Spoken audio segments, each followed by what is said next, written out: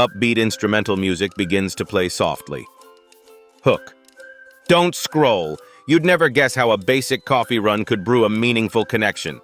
Take a moment, because today we'll guide you through how to gracefully pick up girls at a coffee shop like a pro. Introduction. Welcome back to Ready for Anything, the series where we teach you skills for every situation in life. Whether it's decoding body language or mastering the art of casual conversation, we're here for you. If you're new, be sure to hit that subscribe button and tap the bell icon to stay in the loop. And yes, leave a like. It fuels the caffeine for all of us. Situation setup. All right, picture this. You walk into a coffee shop for your usual fix, and you spot this girl who's engrossed in her laptop, or maybe swirling her latte absent-mindedly. First things first, don't panic. The secret to making this work? Confidence and strategy. And spoiler alert, rejection is part of the game, so leave your ego at the door. Step 1. Observe without being creepy. Step number 1 is observation. Look around, take in the vibe. Is this person open for conversation, or are they deeply focused on their work? Maybe they have headphones in. That's a good sign to back off. Being respectful of someone's space isn't just polite. It's foundational to leaving a positive impression. If the vibe looks open, proceed to step 2. Step 2, break the ice naturally. All right, now that you've scoped the scene, it's time for step 2. Break the ice naturally. This isn't the time for over-the-top pickup lines, believe me.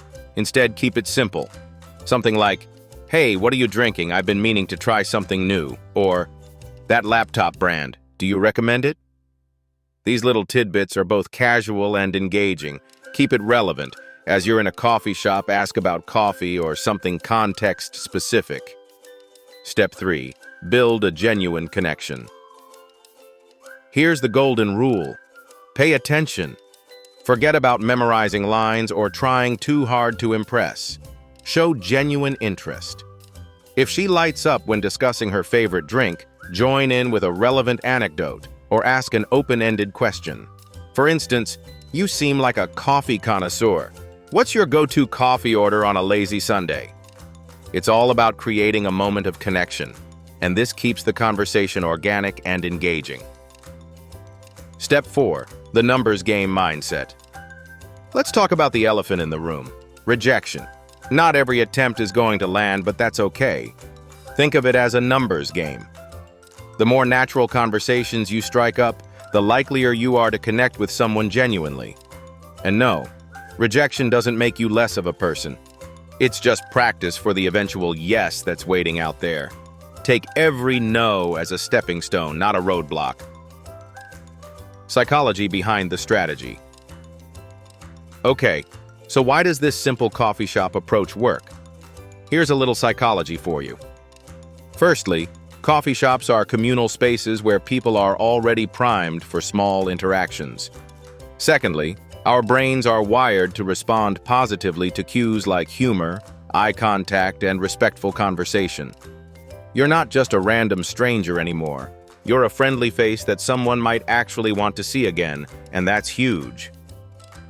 Step 5. Know when to walk away. Step 5 is crucial. Always know when to gracefully exit. If she seems disinterested or gives you short answers, it might not be the right time or vibe for her. Don't be pushy. Politely say something like, "Well, it was really nice chatting with you. I'll let you get back to your work." It leaves a good impression without being overbearing. And hey, you never know. You might bump into each other again. Step 6. If it goes well, close confidently. Now let's say the conversation flows naturally. The laughs are genuine, and you feel a good vibe. This is your green light for step 6. Close confidently. What do we mean by close? Simple.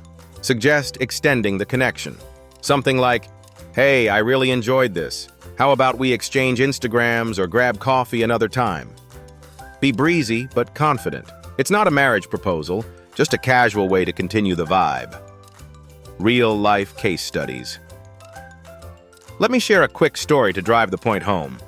A friend of mine met his now fiancée in a coffee shop by starting with a light-hearted comment about the barista getting his order wrong. It opened up a hilarious conversation that led to them exchanging numbers. Moral of the story? Small moments can lead to big changes, but he was observant, respectful, and confident every step of the way. Tips to avoid common mistakes. Now, on to the don'ts. Don't interrupt someone's work or reading. It just puts them on the defensive. Don't try too hard to compliment looks right off the bat. It can feel shallow and insincere. And please, for the love of cappuccinos, don't linger awkwardly around someone just because you want to talk to them. Trust me, energy matters and people can feel it when it's off.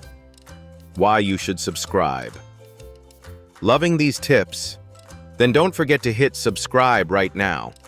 There are a ton of episodes packed with tools to improve different aspects of your life. Not just dating, but mindset, communication, and so much more. And hey, smash that like button.